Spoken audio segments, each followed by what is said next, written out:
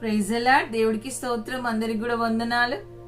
ఈ రోజు అందరు కూడా బాగున్నారని మిమ్మల్ని మీ క్షేమాన్ని కోరుతూ ఆరోగ్యంగా ఆశీర్వాదకరంగా ఉండులాగున ఈ రోజు ఉంటున్న దేవుని మాట చేత ఈ దినచర్యను ఆరంభించుకుంటూ ఆయన మాటను బట్టి బలపరచబడుతూ దీవించబడలాగున ఈ రోజు ఉంటున్న దేవుని మాట కీర్తనలు 119:50 ఉంటున్న మాట, నీ వాక్యము నన్ను బ్రతికించెను, నా బాధలలోంచి అదే నాకు నెమ్మది కలిగించుచున్నది. అవును, నెమ్మది కలిగించేది ఎవరంటే ఆయన వాక్యమే. ఈరోజు ఆయన వాక్యాన్ని మనం శ్రద్ధగా వినాలి. ఆయన వాక్యం వింటున్నప్పుడు మనకి ధైర్యం వస్తుంది. ఆయన వాక్యం వింటున్నప్పుడు మనకి నెమ్మది కలుగుతుంది.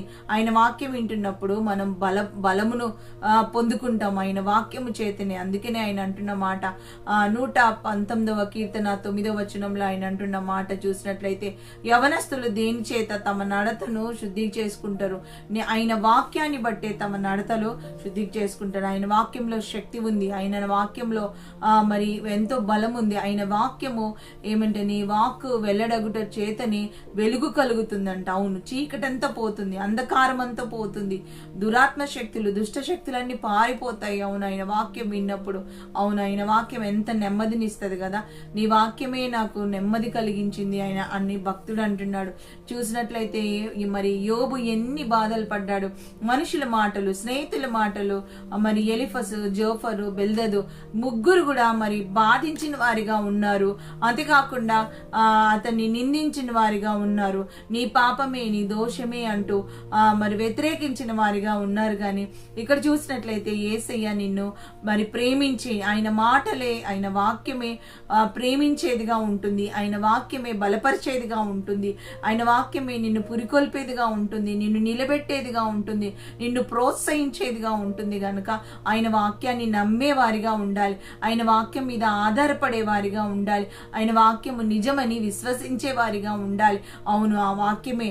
అవును, భూమి ఆకాశములు గతించిన నా మాటలు గతించువని ఆయనే అంటున్నాడు. గనుక అలాంటి మాటల మీద మనము ఆధారపడే వారిగా ఉండాలి. ఈరోజు చూసినట్లయితే ఆయన వాక్యం చూసినట్టు, నేను పాపము చేయకుండా ఉండునట్లు నీ వాక్యమే నన్ను కాపాడిందని ఆయన అంటున్న మాట. 119 కీర్తన 11లో ఆయన అంటున్న మాట, నీ ఎదుట నేను పాపము చేయకుండానట్లు నా హృదయంలో నీ వాక్యము ఉంచుకొని ఉన్నాను. అవును, పాపం చేయకుండా కాపాడేది ఏంటంటే వాక్యమే. అవును, వాక్యం ద్వారానే మనం పాపం చేయకుండా ఉంటాము. యవనస్తులు చూసినట్లయితే 119:9లో ఆయన అంటున్న మాట, యవనస్తులు దేని చేత తమ నడకను శుద్ధిపరచుకొందురంటే నీ వాక్యమును బట్టి దానిని జాగ్రత్తగా చూచుకొనుట చేతనే కదా. ఎవరైతే జాగ్రత్తగా మరి జాగ్రత్త పడతారు, జాగ్రత్త భయం కలిగి ఉంటారంటే వాక్యాన్ని బట్టే. అవును, నిజమే కదా. ఎంతటి గొప్ప వాక్యము. ఆయన మరణించే వారికి కూడా ఆదరణ ఇచ్చేదిగా ఉంటది. మరణించిన వారిని కూడా నువ్వు ధైర్యంగా ఉండు అంటూ ఆ వాక్యమే మరి జీవం ఇచ్చినట్టుగా చూస్తున్నట్టుగా మనం చూస్తున్నాం. అవును, నిజమే. వాక్యం లేకపోతే, అవును, ఆ వాక్యం లేకపోతే మనకు ఆధారమే లేదు. వాక్యం లేకపోతే మనకి ఏమాత్రం నెమ్మది లేదు. ఒకసారి చూసినట్లయితే ఆయన అంటున్న మాట చూసినట్లయితే 119, 130లో, నీ వాక్యము వెల్లడి అగుట చేతనే వెలుగు కలుగును, అది తెలివి లేని వారికి తెలివిస్తుందంట. ఎంత గొప్ప మాట. ఎవరికి తెలివి కావాలి, ఎవరికి జ్ఞానం కావాలి, ఎవరికి వివేకం కావాలి, ఎవరికి వివేచన కావాలి, ఎవరు బలపరచబడాలి, తెలివి కావాలి. ఈరోజు కుటుంబాల్లో తెలివి కావాలి, వ్యాపారంలో తెలివి కావాలి, ఉద్యోగంలో తెలివి కావాలి, చదువుల్లో తెలివి కావాలి, మరి కాంపిటేటివ్ ఎగ్జామ్స్లో తెలివి కావాలి, ప్రతిదానికి తెలివి కావాలి. ఒక డ్రైవింగ్ చేయాలంటే తెలివి కావాలి, ఒక మరి ఏదైనా చేయాలంటే ప్రతి దానికి కూడా తెలివి అనేది చాలా చాలా అవసరం. కానీ ఆ తెలివి ఎక్కడి నుంచి వస్తుందంటే వాక్యంను బట్టే. నెమ్మది ఎక్కడి నుంచి వస్తుందంటే వాక్యంను బట్టే. అవును, ఆ వాక్యమే బ్రతికించేదిగా ఉంటుంది. పాపం లేకుండా చేసేది ఏంటంటే వాక్యమే. అవును, అలాంటి వాక్యాన్ని మనము ఈ శ్రద్ధ కలిగి ఉంటున్నామా, శ్రద్ధ కలిగి వినగలుగుతున్నామా, శ్రద్ధ కలిగి వాక్యాన్ని నెరవేర్చగలుగుతున్నామా, శ్రద్ధ కలిగి మరి అవలంబించగలుగుతున్నామా, వినగలుగుతున్నామా, శ్రద్ధ కలిగి మరి అనుసరించగలుగుతున్నామా, మనల్ని మనం పరిశీలన చేసుకోవాలి. ఆ వాక్యమే శరీరధారిగా మన మధ్యలోనికి వచ్చినప్పుడు అంటే ఆ వాక్యానికి ఎంత విలువ ఉంది చూడండి. వాక్యం శరీరంగా మార్చబడింది, ఆ వాక్యమే ఇప్పుడు ఆత్మగా మార్చబడింది. అవును, అలాంటప్పుడు నీవు నేను కూడా ఎంతగా మరి వాక్యానికి మరి ప్రాముఖ్యత ఇచ్చిన వారిగా ఉండాలి, వాక్యాన్ని అనుసరించే వారిగా ఉండాలి.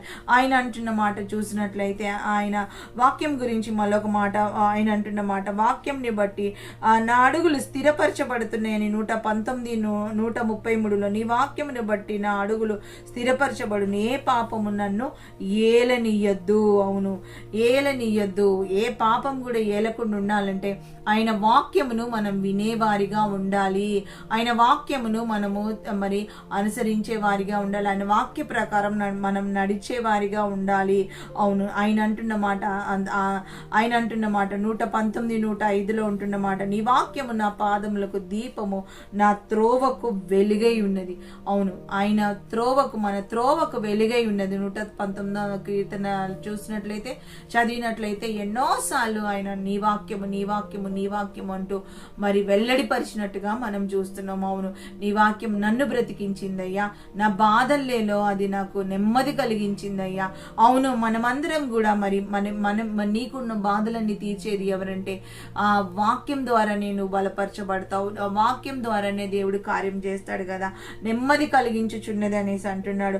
అవును, ఆయన చూసినట్లయితే ఆయన అంటున్న మాట 147:15లో ఉంటున్న, భూమిని ఆజ్ఞాపించువాడు ఆయనే, ఆయన వాక్యము బహుగా వేగముగా పెరుగెత్తుచున్నది. అవును, ఈరోజు వాక్యం వేగంగా పెరుగెత్తి చూడండి, ఈ టెక్నాలజీ ద్వారా ఈ యొక్క మరి ఏమంటారంటే ఈ మీడియాని వాడుకొని మరి దేవుడు వేగంగా అనేక చేరడానికి, ఒకే టైంలో ఎట్ ఎ టైంలో 100 మందికి చేరడానికి దేవుడు ఎంతో కృపనిస్తున్నాడు కనుక మరి వాక్యాన్ని చదివేవారిగా, వాక్యాన్ని ప్రేమించేవారిగా, వాక్యాన్ని అనుసరించేవారిగా, వాక్యాన్ని నమ్మేవారిగా, వాక్యానుసరంగా జీవించేవారిగా మీరు మీకు మనలను, మన కుటుంబాలను దేవుడు చెయ్యులాగున, ఈ మాట వింటుండగా ధైర్యం కలుగులాగున, నెమ్మది కలుగులాగున మనందరం కూడా ముందుకు వస్తే ఈరోజు ఎవరిదైతే మ్యారేజ్ డే, బర్త్డే సెలబ్రేషన్స్ ఉన్నాయో వారిని ప్రత్యేకంగా దేవుడు దీవించులాగున, మరి హాస్పిటల్లో ఉంటున్న ప్రతి ఒక్క రోగిని దేవుడు ముట్టి స్వస్థపరచులాగున, మన ప్రార్థన అవసరతలు ఏమై ఉన్నాయో వాటన్నిటి పక్షాన్ని దేవుడు నిలబడి